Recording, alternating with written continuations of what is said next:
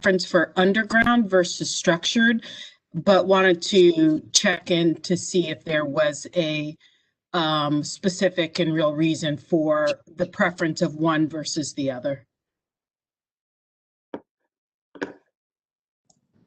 So, do you want me to take that, Kim? Or? Yeah, well, yeah, go ahead, and I'll probably add into it.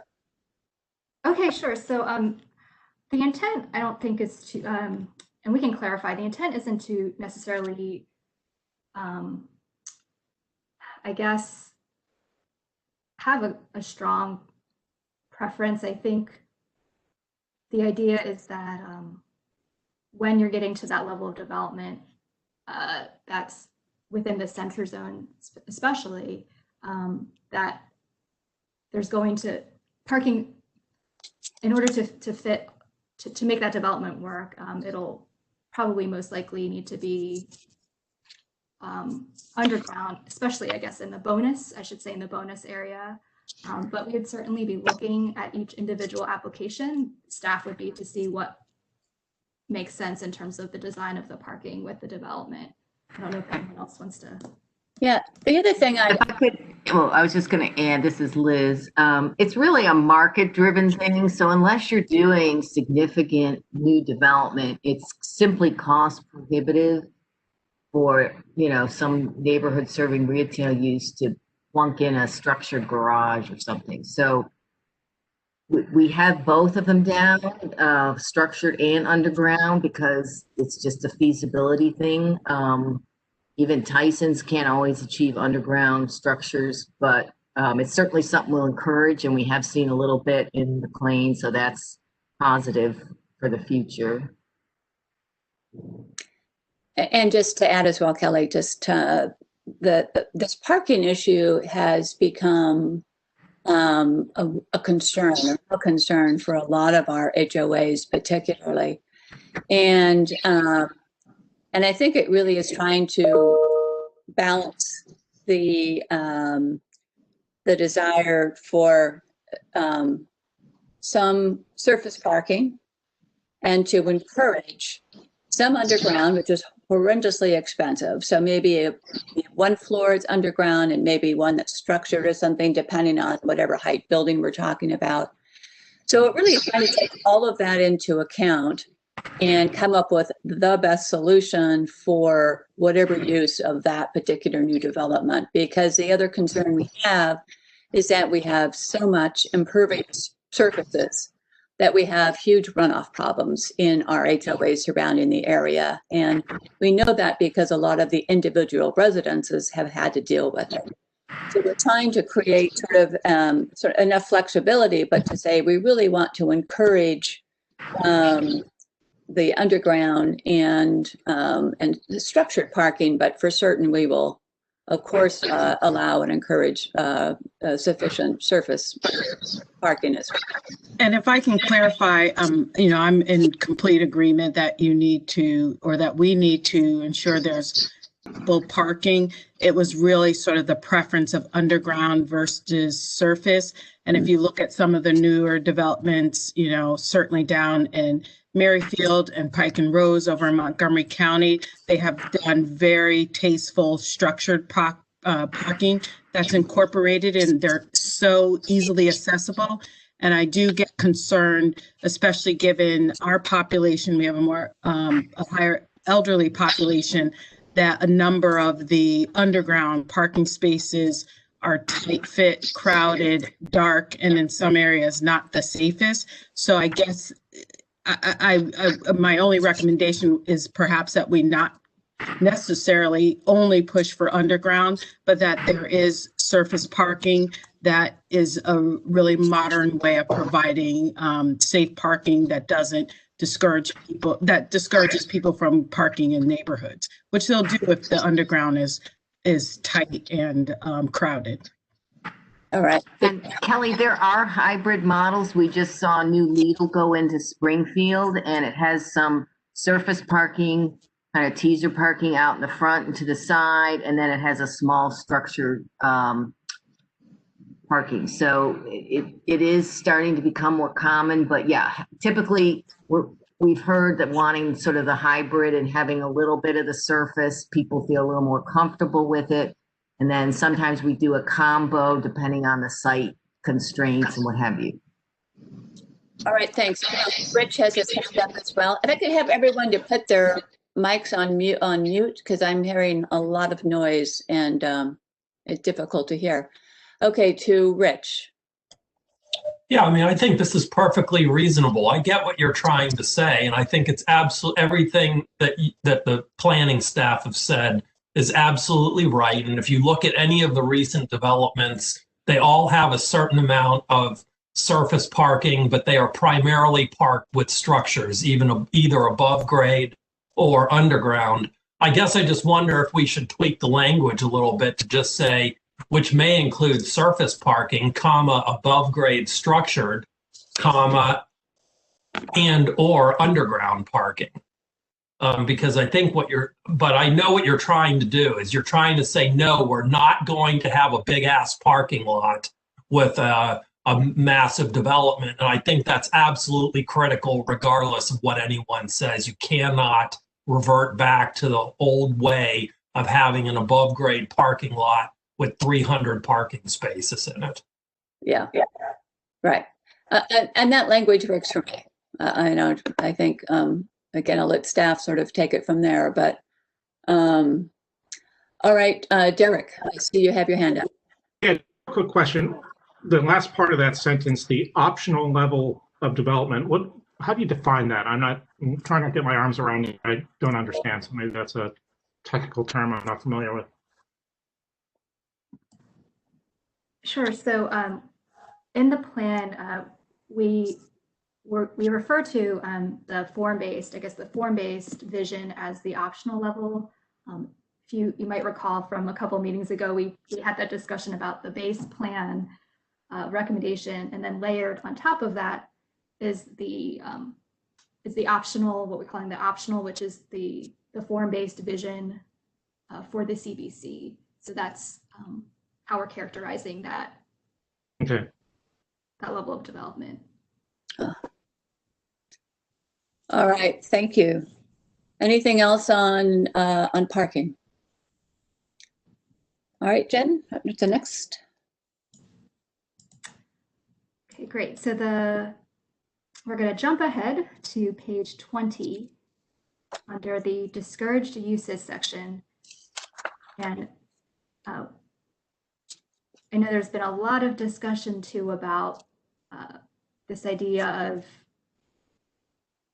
future uses, I guess, auto-oriented, how we were characterizing auto-oriented uses. And so what we've done with this draft is to apply, I guess, this idea of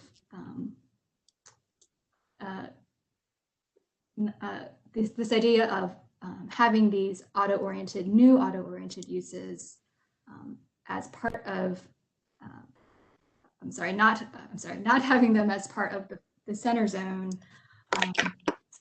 Again, going back to the optional level of development, this idea that new auto-oriented uses and uses with drive-through lanes are basically not part of a long-term vision for the center zone.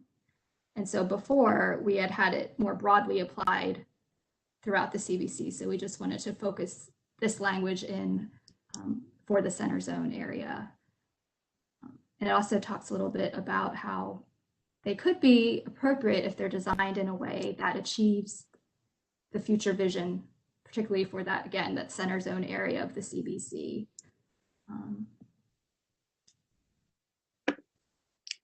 All right. Do you have any questions for Jen on this language?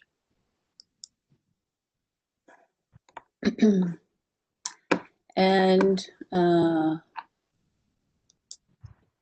Kim? Yes, and so I'm sorry, I'm messing around with my screen, and so I can't see a darn thing. So please speak if you have an issue and I can't see your hand raised. Now I see. Okay, Paul and then Rich.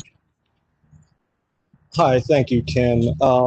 Jen, if I understand the intent is to apply this section to the center zone only, and I think that's a positive change. Is there any reason that we shouldn't change the section title to discouraged uses in the center zone?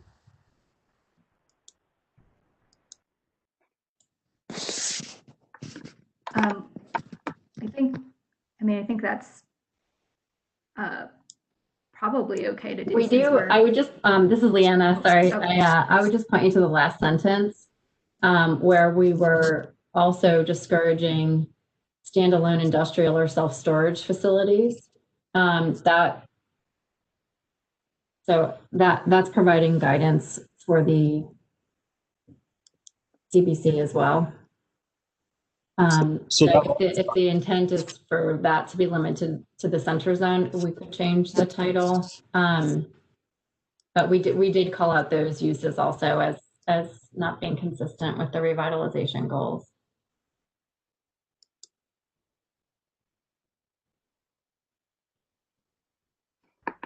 I mean, our position and request would just be to change the entire section because we've been led to understand that that's where these sections would apply. Is there any reason that we shouldn't apply this just to the center zone in its entirety from the task force?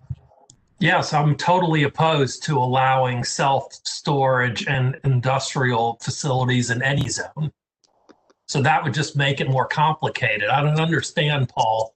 They're explicit about limiting the language of drive-through to the center zone, and then they have the other sentence that would apply to everywhere. It seems perfectly fine as written. I think we run the danger of getting too precise with our language to the point that we end up making it more complex, not less. Yeah, I have to agree with that. Other thoughts and comments? Don't agree. I think that it would be okay to have it headed somewhat differently. Yeah, but then you're allowing self-storage and standalone industrial facilities in the Well, edge. Rich, I'm not as emotional about self-storage as you apparently are. I am emotional about drive-through, which I think is a thing of the future. And while I understand not wanting to have it in the center zone or the bonus zone, I think we should make that clear that it's allowable in other areas. Isn't it clear? Well, the question is, why not change the title? Because the last sentence applies to all of the zones. So now you're going to have a Take section. the other sentence out, Rich. So now you're going to have I disagree with taking a sentence out. I mean, let's just leave it. We've edited this. We've gone back and forth on this. We don't need to keep going backwards. Yeah, I would agree. I think the language is definitely done. Bill. So now we're fine tuning. And this is more than fine tuning if we're going to start striking sentences and changing the intent. You know, I think this goes in the category of decide. The question is fine tuning.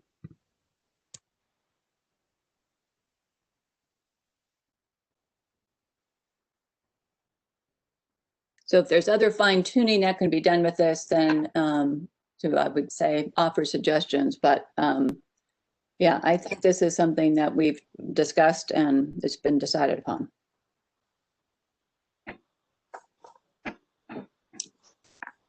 All right, any other questions, thoughts? Jen, next topic. Okay, so we'll move on to interim uses, which is just on the following page, page 21.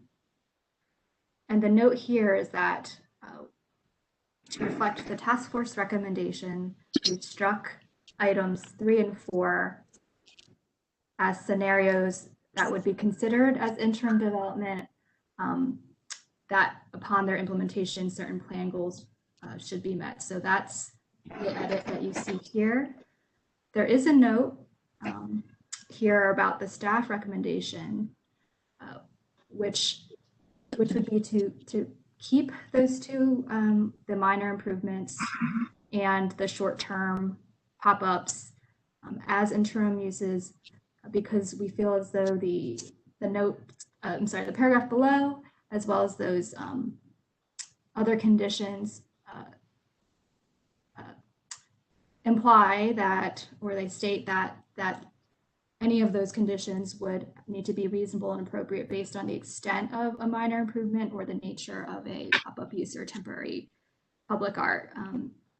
So that's sort of the recommendation from staff's perspective on it. All right, any questions or comments on that language?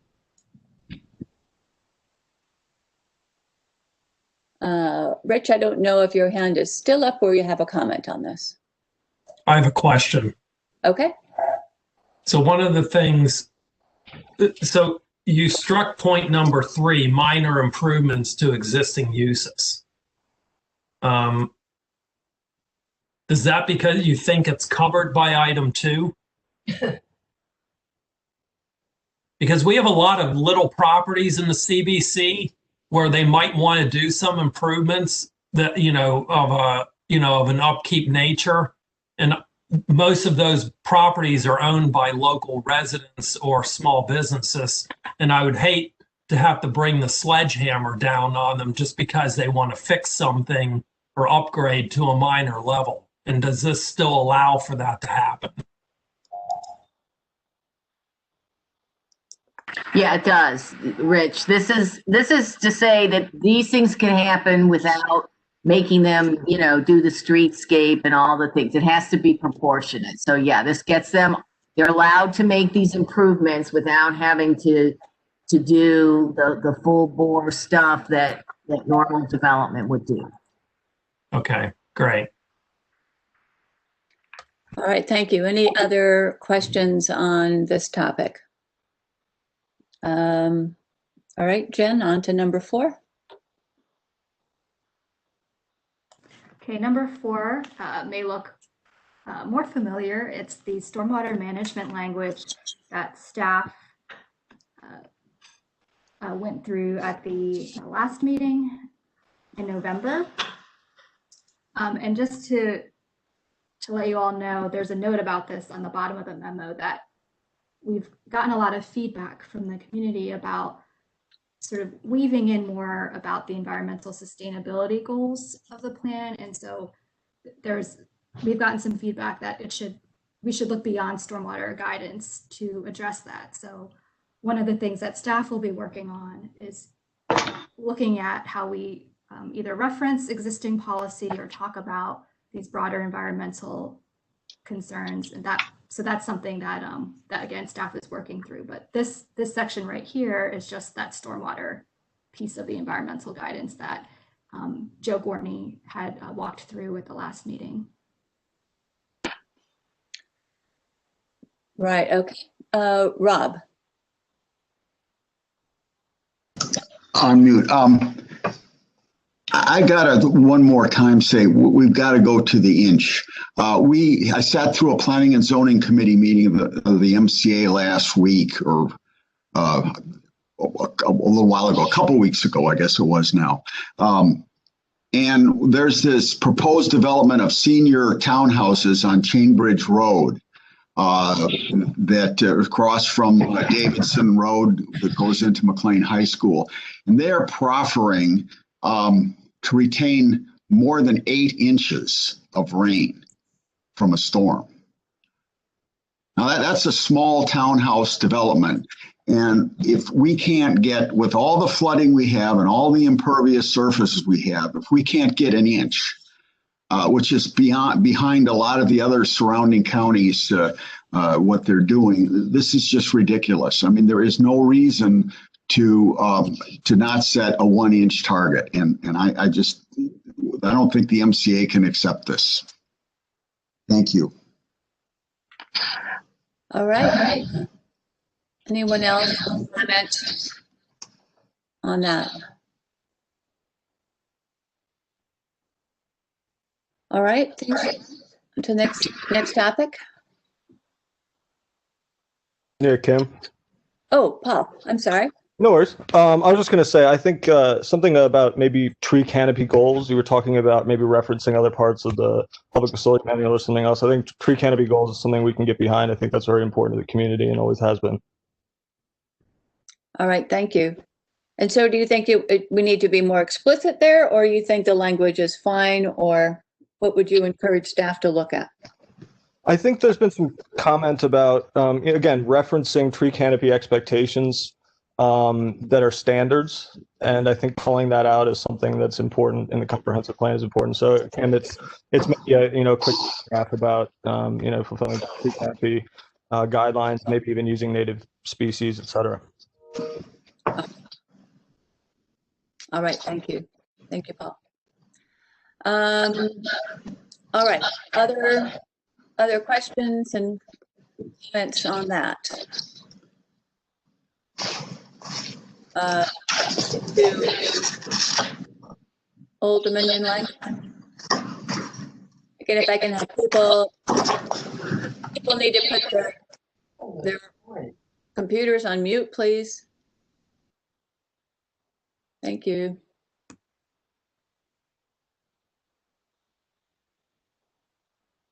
Okay, so for Old Dominion Drive, this isn't anything new. It's more of we just wanted to point out that there was some cleanup needed about how we were describing the extent of Old Dominion Drive within the CBC. So that's why you'll see here the changes to the street names. Again, we didn't change any recommendation. It was that we noticed that we weren't, that the previous version was not describing the correct boundary of the extent of Old Dominion Drive and where those improvement is envisioned. So we just, again, wanted to call that to your attention, just so if you noticed that, and you thought, well, if anyone thought that it was a change to a recommendation, it's not. It's just a cleanup, I guess. And we've got folks from DOT on the call too, in case you have questions about that. Okay. I think we're good. Next topic. So we're going to jump way ahead to page 54. And this is about Land Unit G1 and how there's a portion of McLean Square, which is next to residential that's outside of the CBC, and McLean Square is obviously part of the general zone. So we wanted to make sure that there was clear language about how a redevelopment would treat the transition between an area in the general zone to an area completely outside of the CBC.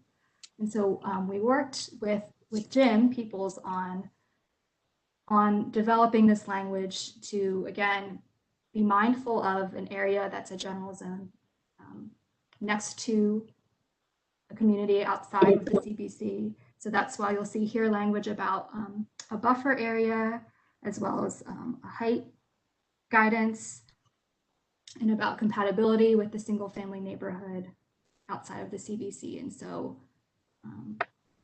that's the language that we have before you in this version. Right, and if you recall, this is the language that we had Jim had asked us to look at and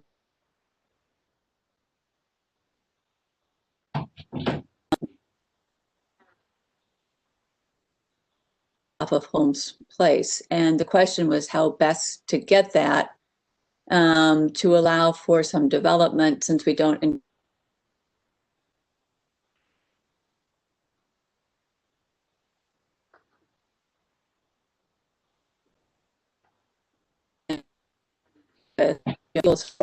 and Jim was on initially, but I don't see him on now, unfortunately. But Jim has signed off on this language, I understand. And so this is essentially keeping the intent of what we agreed to and providing that kind of protection for that neighborhood area off of Holmes Place. So any questions on that?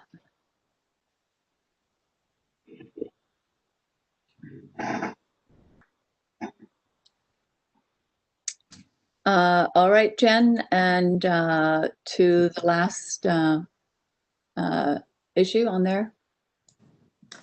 Sure. So the last item here is to note that we've incorporated many of the conceptual renderings that that our very talented Zach Pyle had created as part of the, I guess initially as part of the community meetings, but also we thought it was a really nice way to illustrate how development and how streetscapes could be possible under this draft plan. So they're throughout the plan with a little caption to note what the rendering represents. And so those are pages 10, 11, 15, 19, and 28. And obviously with some formatting that might change, but that gives you a sense of where we thought it would be most appropriate to include those renderings. Yeah, I thought that was a nice addition to this. It makes it, I think, more real. You can see what the possibilities could be.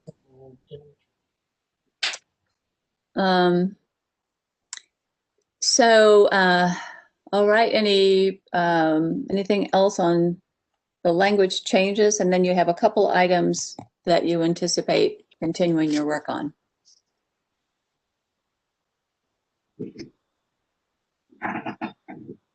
That's right. So I had mentioned the environmental language. The two other items that we've identified that we're still anticipating to refine is public schools language. So we're working through school staff as well as the county attorney's office to look at some language about how we're ensuring that school capacity is being properly evaluated and that mitigation is also evaluated as part of approvals for so that's again language that staff continues to work through. As you are probably also all aware, there's been a lot of great feedback we've been getting from various organizations, community groups, and so as we communicate with folks and as they give us their thoughts, we may be also incorporating some refinements again as folks are reviewing and continuing to reach out to us about their thoughts on the draft. I don't know if anyone else from staff wants to add more to that, but that's essentially what we will be working towards.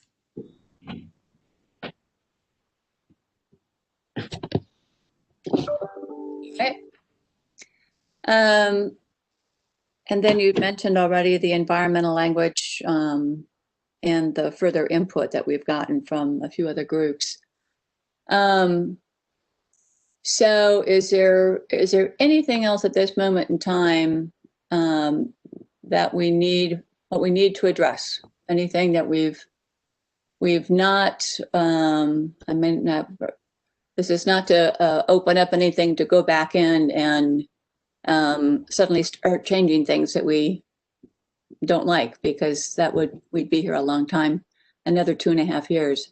So, but if there are things that, anyway, you feel that we need to address before we close out. Paul. Thanks, Kim. Unfortunately, 10 or 15 minutes ago, I lost connection for a few minutes right after Rich said that he was absolutely opposed to industrial and storage uses in the center zone, which is an entirely legitimate point. That's probably a very wise point. My point was to suggest that I wanted to make sure we were all clear as to what exactly applied to what here. So if people on the task force don't want the last sentence to apply to the center zone, that's fine. But if the intervening sentences are intended to apply to the center zone, I think it would make sense for us to add in the center zone in these other sentences, if we're not trying to apply the whole section to the center zone. So essentially say these to 635, these uses in the center zone or how does are acceptable or appropriate in the center zone if they can be consistent, blah, blah, blah, and then say location and design of such uses in the center zone should be not impede the flow, just so that we're clear that that first 3 or 4 sentences applies only to the center zone and the last sentence is an area-wide recommendation.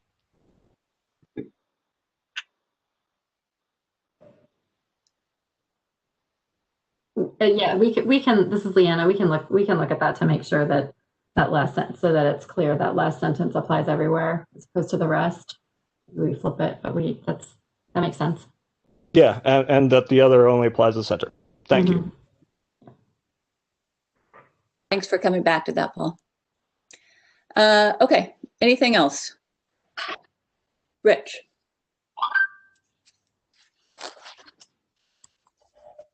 As you know, McLean Planning Committee sent a memo out last week requesting text changes, several of which seem to be dealt with, but several of which have not. I would like to raise those now and find out what the expected response is. The first one is line 228. Okay, can I just jump in here because MCA has a letter. You all have another, MRC put together a letter. The chamber has done things in the past.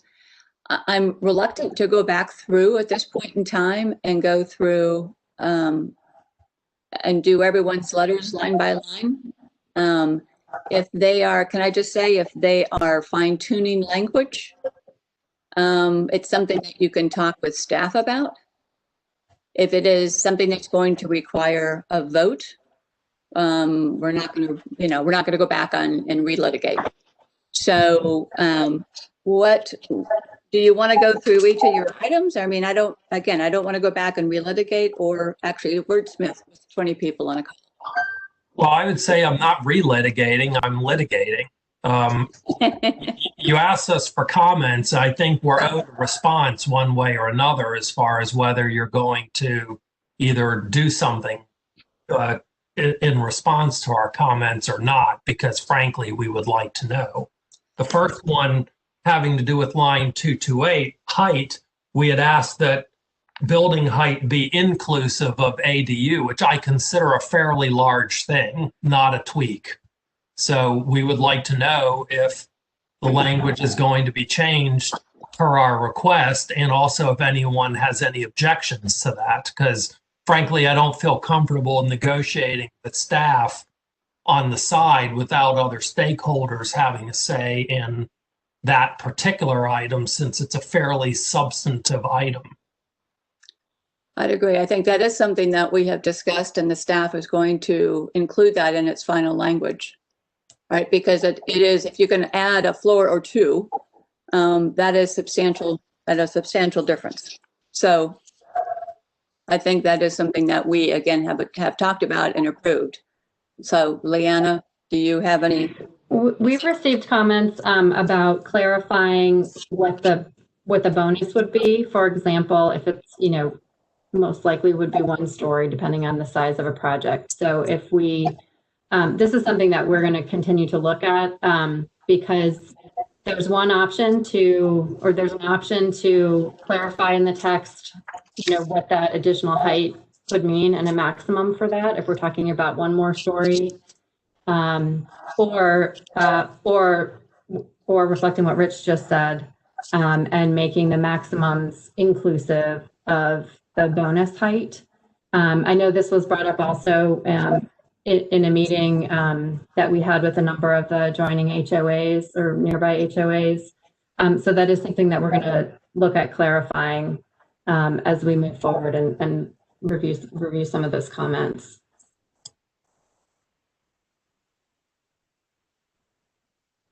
Okay, I guess we also had other comments. We have 2 others. I can bring them up specifically, or we can just ask when we will hear a response from staff one way or another as to how they will be addressed or not.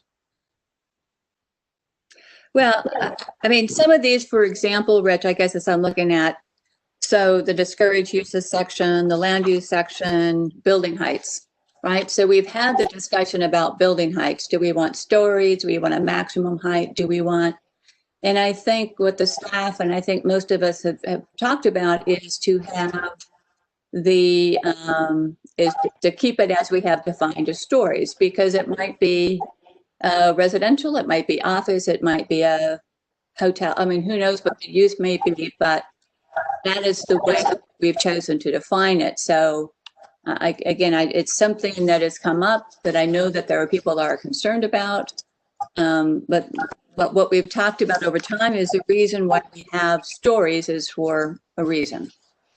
Well, MPC didn't have any issues with stories. Right, I know the MCA. Yeah, okay. The MCA did, and so, yeah, okay. I'm mixing it up, you're right. Right. Is there anything, though, that you would like us to address in your letter that you feel needs an answer? That's not wordsmithing, but it's more or clarifying. It's Yes, line 726 regarding parcel consolidation.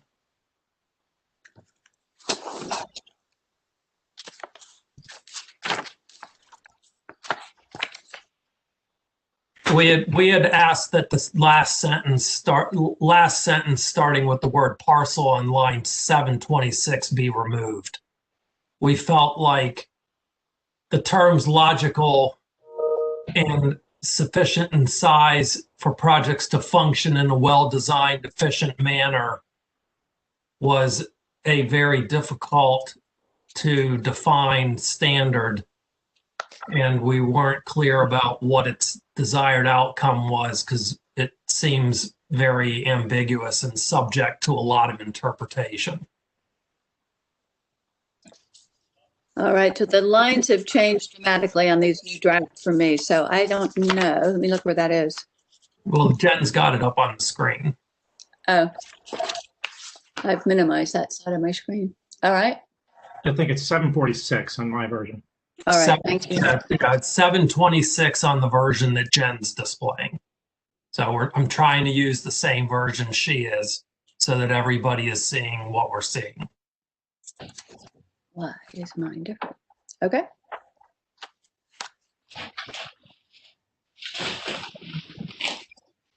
All right, staff, any comment on that?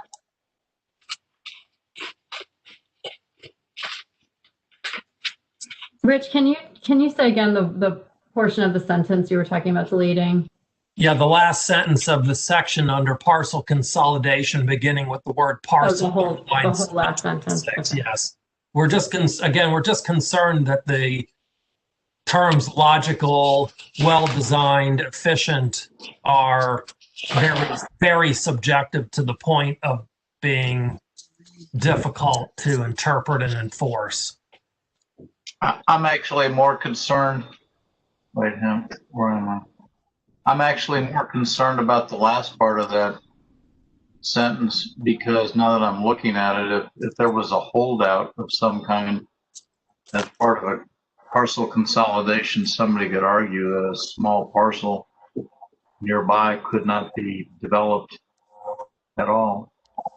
So, yes, we would agree with that as well. The Signet would be a good example of a development that basically, you know, put one little parcel on the corner out to Siberia because they wouldn't sell out, and we don't want language in here that potentially prevents developments from like the Signet from happening because of a holdout property owner.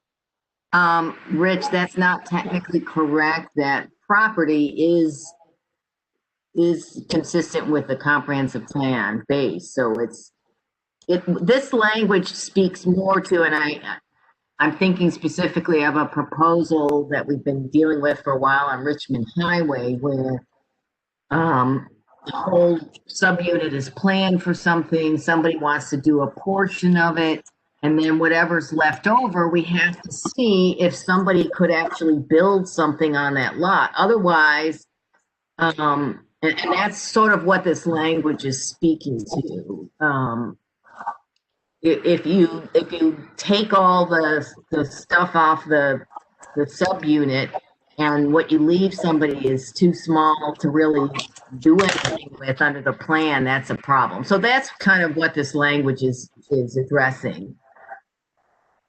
well, I mean, without getting into the merits of that corner parcel next to the Signet, I think that this, you know, it's a problem. I mean, I've been involved in consolidations a lot, and unfortunately, you know, there are commercial negotiations that go on. But language like this probably gives a smaller parcel undue leverage otherwise, commercial negotiation. Don't have to sell. Or at least we have concerns that it does. Yeah, I mean, I don't think we should be, sort of, I think this really does tilt an otherwise commercial arm's length negotiations. I think what we're trying to do is have language that gives developers certain amount of confidence that they won't be second guessed at a very basic level.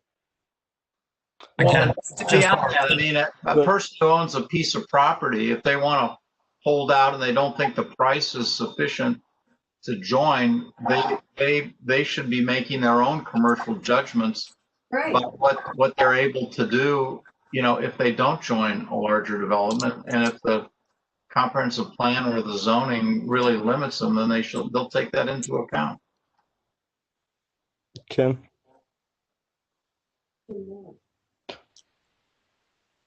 The chamber definitely supports the McLean Planning Committee and what Bill's saying here. We support taking out this last sentence. We feel like the concerns that Ms. Haig addressed are adequately addressed by the preceding clause, suggesting that any consolidation should further the integration of the development with adjacent parcels. We feel like that protects the interests of those adjacent parcels sufficiently, and getting rid of the last sentence here does a lot to address the lack of clarity and potential for arbitrary regulation.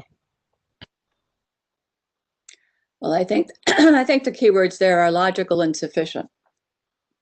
And I think it's a matter of then, if you guys can just figure out then wording. Because I think the intent is something the task force has agreed on. We're all in agreement. The matter is, how do we, again, figure out the intent? Because I think everyone shares the concern that you all raised. So if it's not clear to you all, then if you could offer language changes, and maybe it's something as essential or basic as putting different words in for that phrase. But anything else to mention here, Rich? No. All right. Anyone else? I don't know. Rob, I'll offer you the same. Oh, Kelly, I'm sorry. You did have your hand up earlier. Yeah, and this is just a quick point of clarification, I think. It's lines 280 to 282, the sentence that begins contributions, and it's talking about the purchase of a larger park. I believe this section is referring to contributions if the half acre, 2/3 acre public park already exists. But I'm not sure that this sentence would be clear to a community member that we're not allowing for a contribution to be made in lieu of the public park space. So I think it just maybe needs to be tightened up a bit, instead of ending with CBC may also be considered in this instance, to be a little more specific there. All right. Thanks, Kelly. Yeah, I think that we can certainly have that taken care of. I guess I would like to hear staff explain the purpose of that, because I share Kelly's concern that seems to be an out. Basically, you can pay off to get out of doing the 2/3 park. All right, Jen or Leanna? So Kelly's correct that this language is in the place because in an instance where the 2/3 acre park already exists. So we can work to clarify that's the intent of this. It's not to replace the provision of the 2/3 acre park. It's if it's already there, then there's this other way to achieve these other park needs.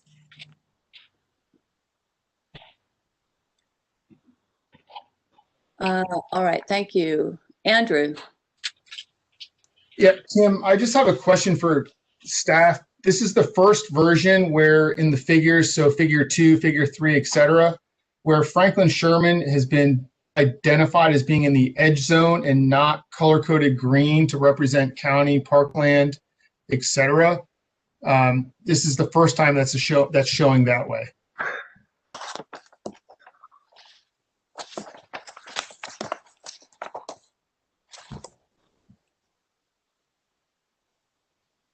I see. So, yeah. All right. So I think and some it's coded as school facilities. Some it's coded as green space. If you want it consistent, is that what you're saying? Consistent and to remain the green, not to be put into the edge, because that would let me think that it's up for sale down the road. And I think the Salona Village would have some serious heartburn with that, along with the rest of the community. Yeah. Yeah, and that again is not the intent, so to clarify. All right, Rob. Just trying to unmute myself. I think our letter, pretty well speaks for itself, and we'll assume that the staff is going to address it. The biggest concern I had to raise is the stormwater issue, but I don't think it will serve the task force anything to go through our letter point by point. All right. Yeah, I appreciate that. I think again, so to the point that you raised, I mean, we have again some differences in terms of the 2/3 acre park and that MCA strongly supports, and then the option that we have in this report. So we understand that, but that again would be a change of the vote. See, Paul, I think you had your hand up as well. Yeah, just Andrew's excellent comment reminded me of the fact that there hasn't been consistent treatment of county and other public owned property, specifically the old firehouse. In various maps that we have, we're showing different county public facilities, but not blocking out the old firehouse parcel. So just again, along the same lines to clarify the maps there. And how should that be identified, do you think? Just as a publicly owned parcel, just as the others. So I think we have, I can't recall exactly off the top of my head, Kim, but on a few maps, we have segmented off different parks, Franklin Sherman Elementary School, et cetera, as public facilities, but not the old firehouse. Thanks. All right. All right. With that, Rich. Yeah, I just wanted to follow up on the thing about Franklin Sherman. Putting it in the edge zone means that its existing use or its base use is supposed to be retained. So if you go to line 1755 under that parcel. I think it's line 1755, page 69, land unit E4. Mm-hmm.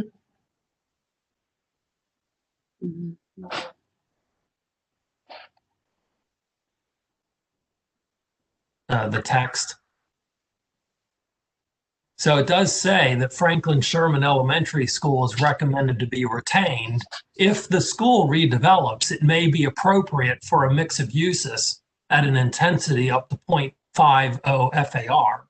So Andrew, there is language in this plan that's basically saying that it could be allowed to redevelop. And that's bringing forward existing plan recommendations that are there today. That's not new. Right, that's not new language, right? So I think, right. I mean, I get the idea of keeping it of putting it in the edge zone because of the notion of how the edge zone is defined. Correct. It's just that in the past, it was always green on the larger maps, indicating the county land.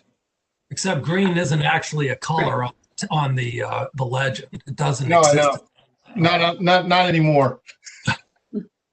I think I like this suggestion. I appreciate the conversation about the maps because I think our intent, we wanted to show a zone map of, so that's clear what zone the school is in, so that's why we have that map now included. But we can look at those maps, and if it makes sense to have a map that that puts the school back as blue on the map with the parks and including the firehouse, I mean, we could certainly look at that so that we have a map that shows that as well. But the intent of showing it in edge was just because it's in edge, just to make it clear where it landed, because that other map you couldn't tell where it was unless you went and looked for it in E4. So we'll take a look at that. Thanks. All right, any other thoughts, comments? Okay, and so with this is going to be, this is our last meeting. And so I guess I want to maybe turn, I don't know if it's again Leanna or Jen who want to talk about sort of next steps and where this plan will go from here after our meeting today.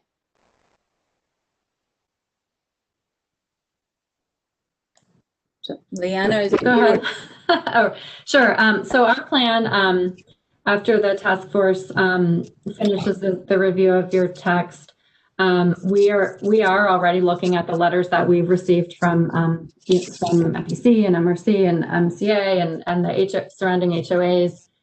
So our next step is to look at the comments and suggestions that have come from all of those letters and groups, and look at refinements or changes that would come forward as part of the staff recommendation. And then we're planning to hold another community meeting so that we can review those.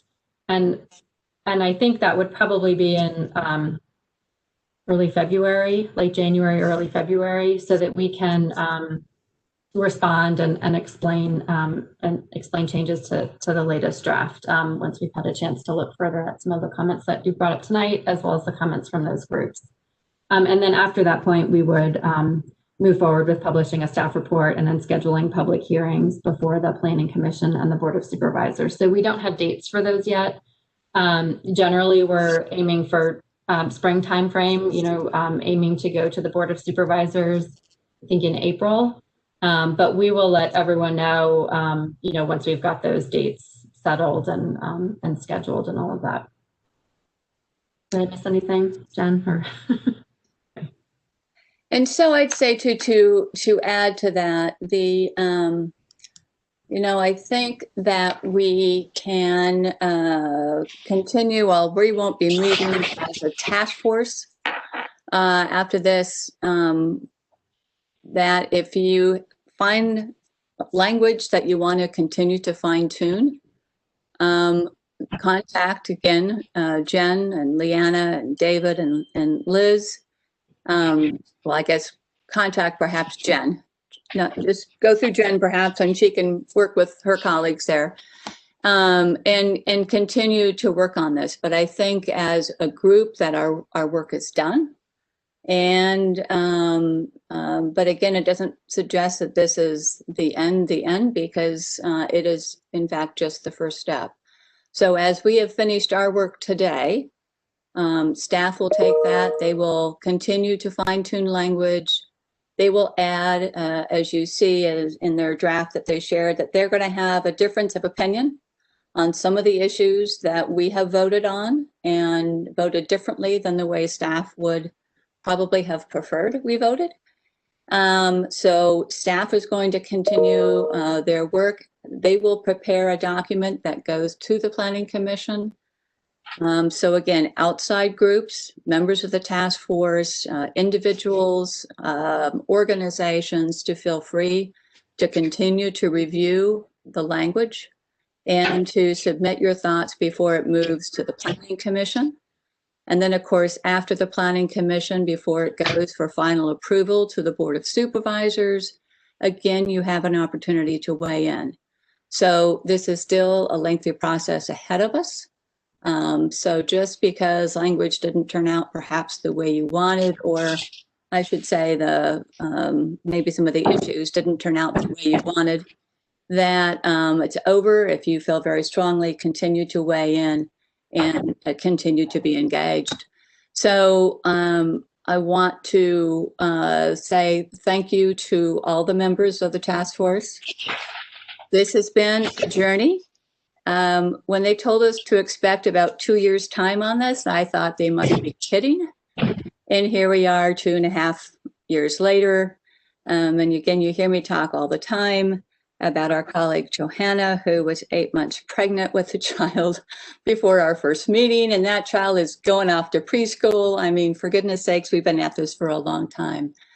But there are a good number of you on the task force who have been there nearly, every month. And I just appreciate your involvement very much and your level of engagement.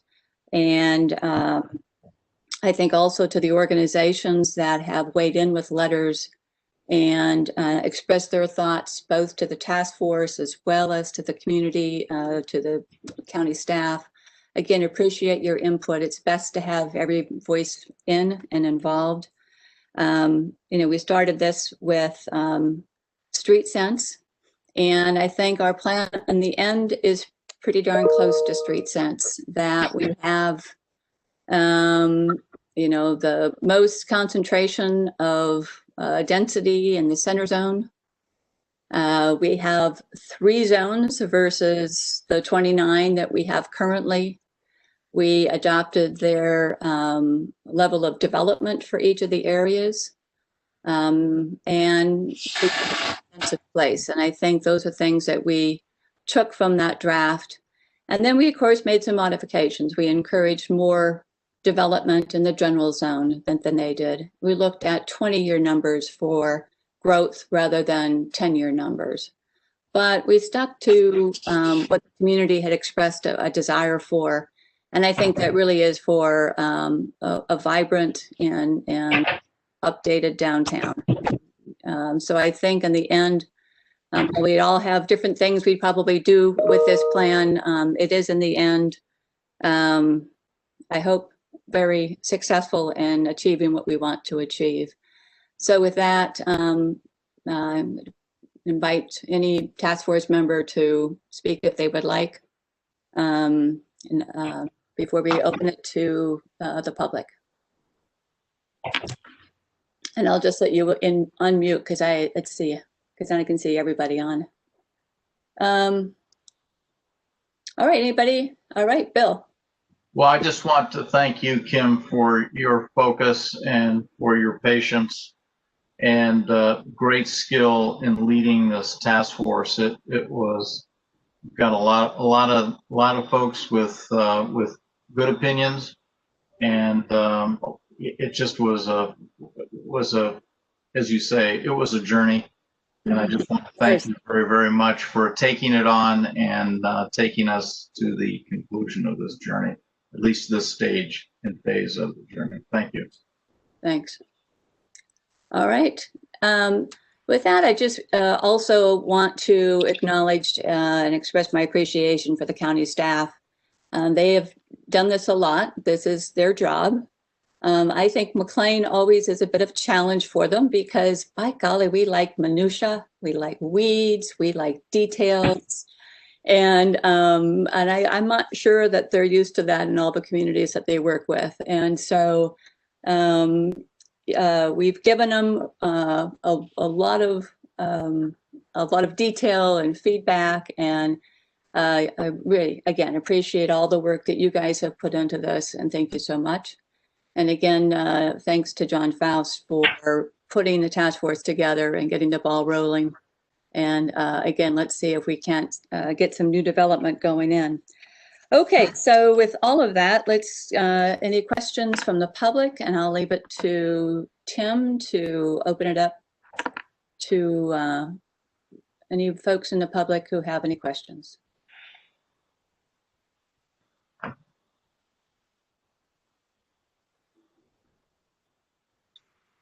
Jen, it looks like you're host, so you might have to see. I can't see if there's any members in the question. Yes, we've got a call-in. The number is the first few digits are 703821. I will unmute you now.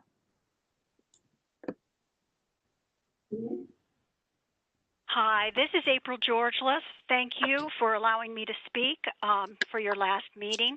I do want to call your attention just to one fact before I comment on 4 question categories. There was no apparent public notice that many people could find about this meeting for the public. For example, even in Supervisor Faust's email notice to his 1,000 members on his list, there was nothing mentioned about this meeting, nothing in Nextdoor or in local publications. I have 4 question categories. And first off, it's about full disclosure. It would be really helpful for the community to have a report from the task force members for the record on certain items. Example, are task force members aware of any projects waiting in the wings for after the BOS approval of this plan? Where? Which landowners, developers, what is the project?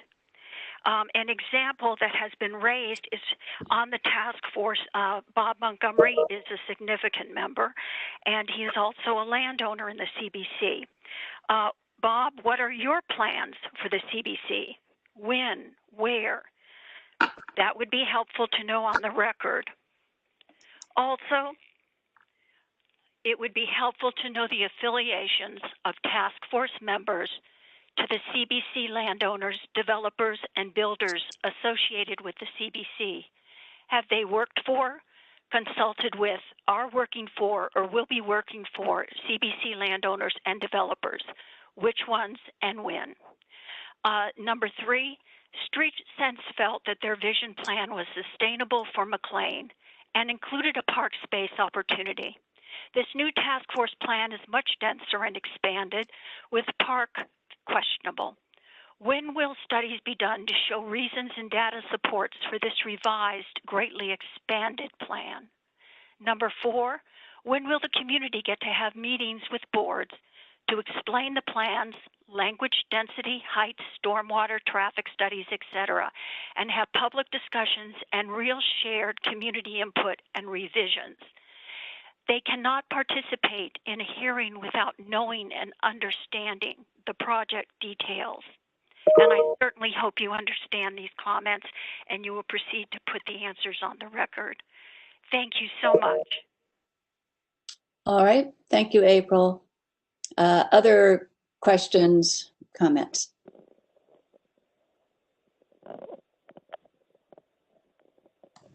Okay, we've got another call-in. First digits are 703-356. I will unmute you now. Yes, I've spoken with David Stinson in the past regarding my concerns with the plans for the future development of McLean Professional Park. It's a property that abuts mine, and I was appreciative to see my comments addressed at the Q&A responses that were added to the your CBC website. However, I would like to see the Q&A language included in the plan itself.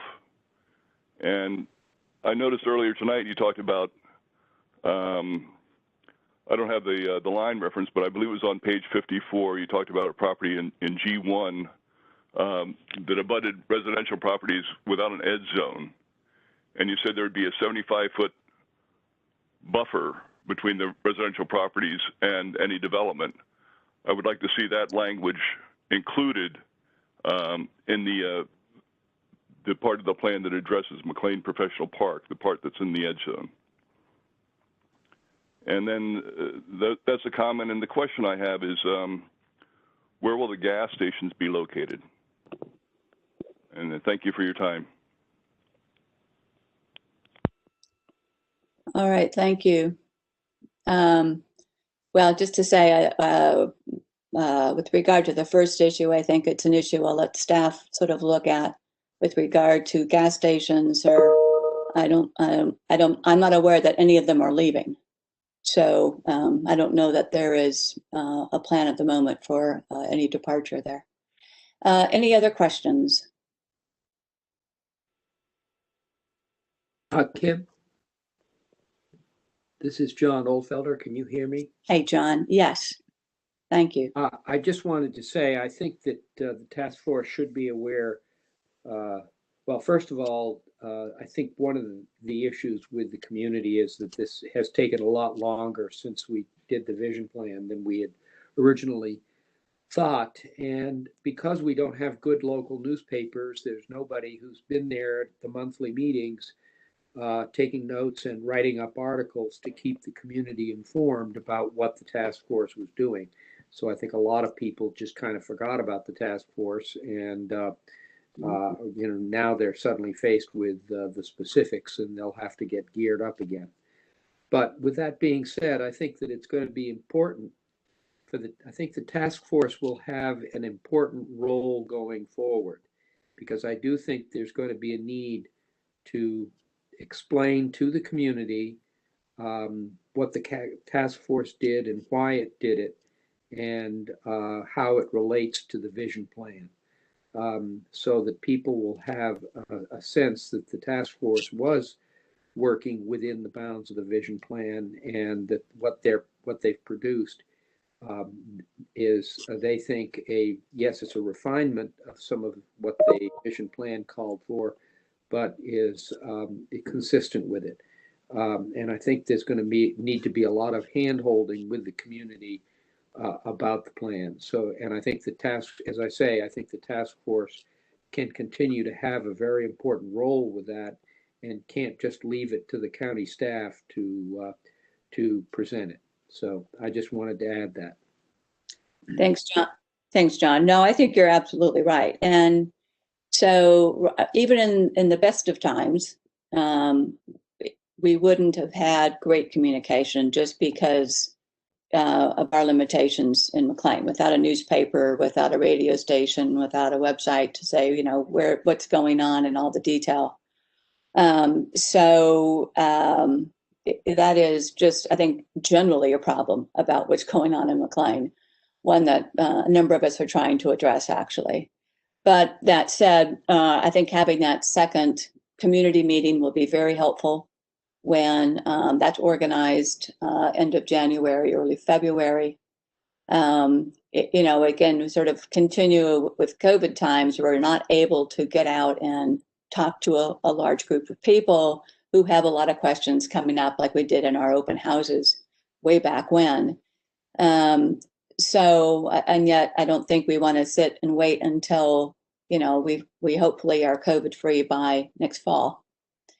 So it's one of those things we're trying to move forward and yet be as transparent as possible. And I think that is an issue, how to better communicate. And I think too, for the task force, we'll just continue, while we won't have any official meetings, we'll continue to keep everybody sort of informed of the process in terms of where we can continue to be engaged in something that we probably will need to continue doing in our communities.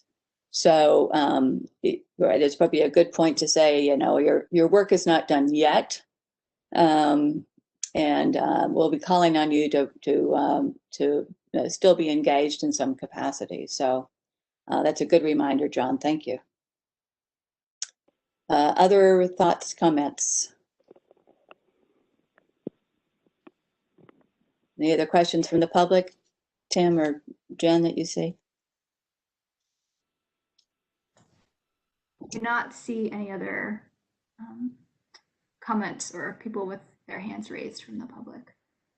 All right, great. Well, again, thank you all so very much. We will definitely be in touch in that it's not over till it's over. But again, thank you so much for all the time that everyone has devoted to this project, and appreciate it very much. Thank you. Thank you all. Thanks, Kim. Thanks, everybody. Happy holidays. Thank you. Have a nice holiday. Thank you very much. Bye. Thank you.